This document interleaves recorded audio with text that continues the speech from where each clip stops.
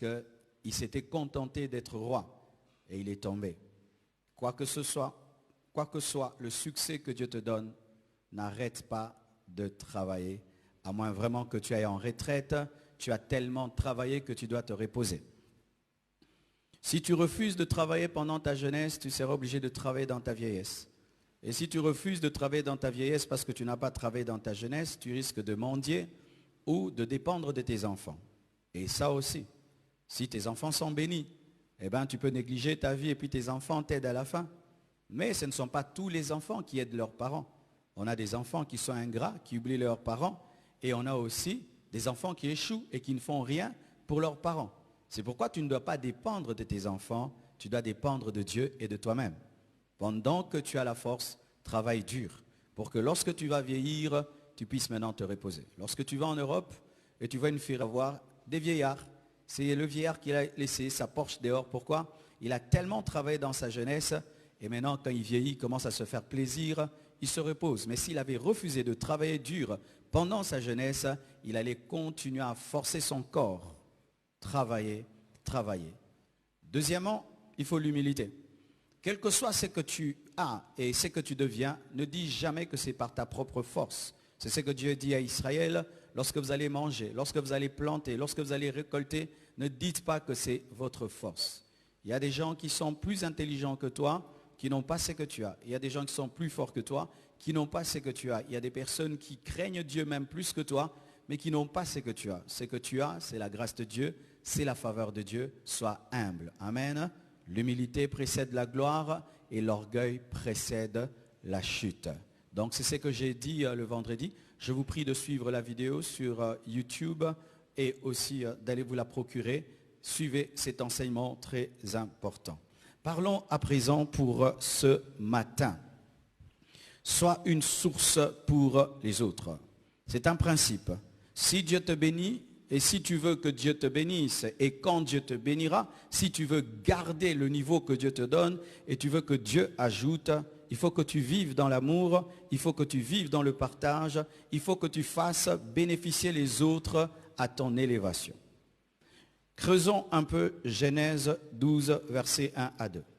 Lorsque tu lis Genèse 12, versets 1 à 2, on dit, l'Éternel dit à Abraham, c'est Abraham, va-t'en de ton pays, c'est Abraham, de ta patrie, Abraham, et de la maison de ton père, Abraham, dans le pays que je te montrerai, Abraham. Je ferai de toi une grande nation, Abraham. Je te bénirai, Abraham. Je rendrai ton nom grand. Virgule. Souvent, nous restons de cette autre partie du verset, là où il y a la virgule, et nous disons, Dieu veut me bénir, Dieu veut me rendre riche, Dieu veut me donner l'onction, Dieu veut que je sois puissant, Dieu veut que je sois grand. Mais il faut compléter et lire tout le verset. Après, je rendrai ton nom grand, il y a une virgule, et puis on dit, et tu seras une source de bénédiction. Donc, tout ce que Dieu a dit avant la virgule, préparez ce qui sera dit après la virgule. Dieu, donc, voulait que le nom d'Abraham soit grand pour qu'il soit une source de bénédiction. Dieu voulait bénir Abraham pour qu'il soit une source de bénédiction, qu'il devienne une source de bénédiction. Dieu voulait qu'il quitte la maison de son père et de sa mère pour qu'il soit une source de bénédiction. Dieu voulait qu'il quitte son pays pour qu'il soit une source de bénédiction. Voici la vérité, mes frères. Dieu ne te bénit pas seulement, quelqu'un d'autre soit heureux. Dieu te donne pour qu'au travers de toi, il puisse donner à quelqu'un d'autre. Chaque fois que Dieu te bénira, fais ceci, ne mange jamais tout ce que Dieu te donne. Il faut que toujours au moins une personne profite. Connu, inconnu, un orphelin.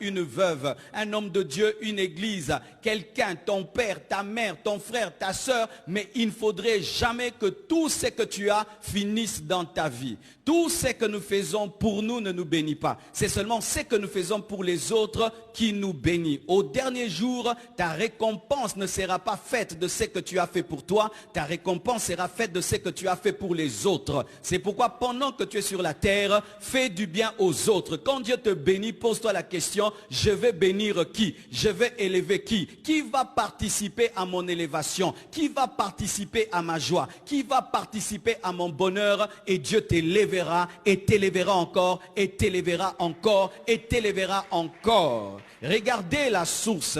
Lorsque la source jaillit, elle ne jaillit pas pour elle-même. Elle est déjà bénie parce que l'eau qui arrose la source, l'arrose d'abord elle-même. Amen. Hein? La source est arrosée, mais elle ne garde pas toute l'eau pour elle-même. Elle arrose la main de cet homme. Et cet homme va laver ses mains. Cet homme va boire l'eau. Cet homme va peut-être planter un champ. Ainsi la source permet à un champ d'être planté. Permet à des mains de devenir propres. Permet à quelqu'un de boire. Et lorsque cet homme a bu, il va veiller que la source puisse continuer à couler. Et lorsque tu bénis quelqu'un, il bénit Dieu. Et comme tu as déclenché une bénédiction, une action de grâce, Dieu va veiller que tu sois toujours béni, afin qu'au travers de toi, qu'il y ait des multiples actions de grâce. Alléluia. Fais de ton mieux qu'il y ait toujours quelqu'un qui puisse glorifier Dieu. Et comme Dieu aime l'adoration, il va veiller que tu puisses savoir pour qu'on continue à l'adorer. Ainsi, quand tu donnes à un homme, il dit merci Seigneur. Tu donnes à deux, il y a 2 merci Seigneur. Tu donnes à 3, il y a 3 merci Seigneur. Quand il y a 4, 1000 merci Seigneur. Imagine que sur la terre, tu déclenches 10 000 merci Seigneur. Je t'assure, même si un sorcier t'envoûte, ça ne va jamais t'atteindre. Pourquoi? Parce que Dieu va veiller que tu sois béni pour que d'autres puissent dire merci Seigneur, merci Seigneur, merci Seigneur. Donne-moi la main, je vais te parler. Ne partage pas parce que tu as pitié. Ne partage pas parce que tu sens. Ne partage pas parce que tu as des émotions. Partage par principe.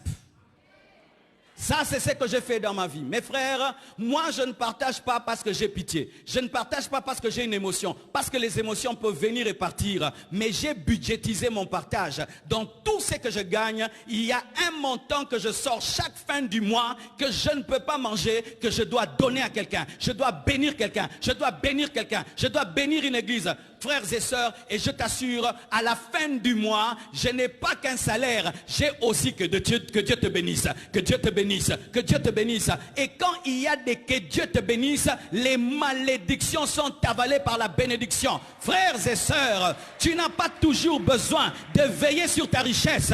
Partage, et les personnes qui profitent de ta richesse vont veiller sur ta richesse, parce que la nuit vont dire, Seigneur, protège-le, quiconque veut le toucher, que le feu, que le feu. Toi tu dors, les gens sont en train de voir le feu, le feu, le feu. Donne-moi la main. Et nous voyons dans la parole, lorsque Joseph devient ministre, qu'est-ce qu'il fait? Il fait appeler son père, il fait appeler ses frères et il leur donne Goshen. Tu dois avoir ton Goshen. Ton Goshen, c'est un lieu où les gens profitent de toi. Quitter ces choses-là, on profite de moi. Tout homme béni, il faut qu'on profite de toi. Le succès du pain, c'est qu'on peut manger le pain avec tout. C'est pourquoi le pain a le succès. Tu peux manger le confiture avec le pain. Mwamba avec le pain. Avocat avec le pain. Moussouni avec le pain. Poulet avec le pain. Légumes avec le pain. C'est pourquoi le pain a le succès. Pourquoi? Parce que tout le monde profite du pain.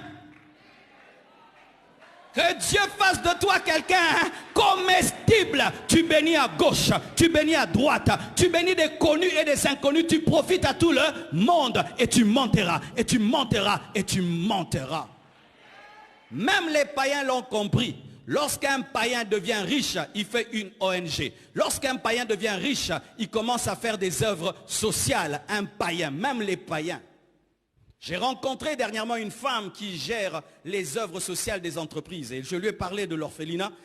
Elle m'a dit non pasteur, nous allons vous aider parce que dans presque toutes les entreprises, il y a l'option sociale. Les païens, quand il a une entreprise, il y a l'option où il doit sortir de l'argent pour aider les gens. Mais un païen, si un païen pense à cela, toi qui es un chrétien, tu ne penses pas. Toi, tu penses seulement à recevoir. Mon frère, quand tu reçois, tu deviens Tu deviens la terre des autres, mais la terre n'est pas bénie. C'est lorsque toi aussi tu as ta terre que tu es béni. C'est pourquoi chaque fois qu'on te donne, toi aussi donne à quelqu'un. Et lui aussi donne à quelqu'un. Et lui aussi donne à quelqu'un. Et lui aussi donne à quelqu'un. Et ne dis jamais je ne peux pas donner, parce que même dans le désert, Dieu demande l'offrande.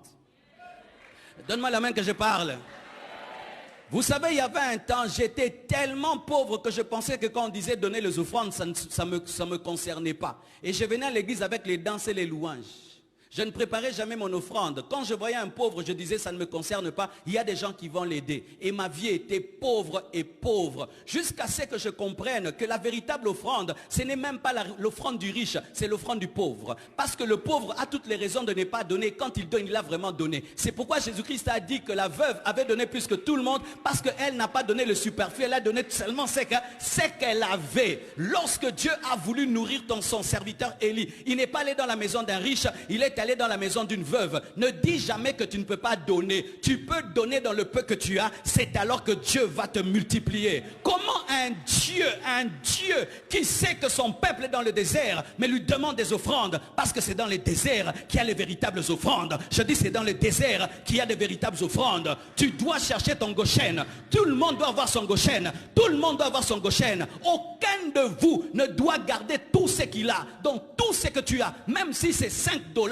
cherche même $1, cherche un Goshen, bénis quelqu'un et Dieu te bénira et Dieu t'élèvera et Dieu ajoutera. Donne-moi la main. Un jour je me suis réjoui, un papa de l'église, frères et sœurs, si quand Dieu te bénit, personne ne profite de ta bénédiction, mon frère, tu es un désastre social. En train de galérer dans le ministère et je priais pour lui. Il m'a dit, pasteur, il fallait que je te rencontre plus tôt. Quand j'étais riche, j'ai dit, ah papa, quand tu étais riche, oui, il fallait que je te rencontre quand j'étais riche. Frère, fais attention, lorsque Dieu te bénit, bénis les autres. Tu risques d'avoir ce genre de deuil. Tu vois quelqu'un qui meurt. Quand il meurt, les gens viennent et ne pleurent pas. Pourquoi? Il n'a aidé personne. Maintenant, il faut encourager les gens. Bon, les latés, et tout le monde est sur Facebook pendant que tu es mort. Mais tu vas voir un jeune garçon. Personne ne le connaissait dans la famille. Mais il a aidé tellement les orphelins, tellement les chègues sur la rue, le jour qu'il meurt. Vous voyez 2000 chègues qui viennent. Et vous dites, mais il était qui? C'était un homme d'amour. Frères et sœurs, pendant que tu es vivant, fais du bien. Pendant que tu es vivant, fais du bien. Et le bien que tu fais, tu le retrouveras, soit dans tes enfants ou dans ta vie présente, mais surtout dans l'éternité. Dans la vie, il y a des temps où la gloire est sur toi. Le ballon est dans tes pieds. Mais sache qu'un jour, le ballon peut être dans les pieds de l'autre. Car ceux qui sont faibles aujourd'hui ne seront pas toujours faibles aujourd'hui. Demain, ils vont devenir forts. Comme toi, hier, tu étais faible. Aujourd'hui, tu es devenu fort. Regardez, c'était la saison de Joseph. Joseph est ministre, il vit dans la gloire. Ephraim et Manassé vivent dans la gloire. Et Lévi est dans la faiblesse. Judas est dans la faiblesse. Mais regardez Joseph, lorsqu'il est dans la gloire, il prend soin de Lévi, il prend soin de Judas. Mais ce qu'il ne savait pas, c'est qu'il était en train de prendre soin de lui-même. Joseph prend soin de Judas, il prend soin de Lévi, des gens qui lui ont fait du mal. C'est pourquoi je te dis encore, lorsque tu fais du bien, ne fais pas du bien seulement aux gens qui te font du bien. Fais du bien à la créature de Dieu. Même s'ils t'ont fait du mal, même s'ils sont ingrats, fais du bien parce que tu fais du bien.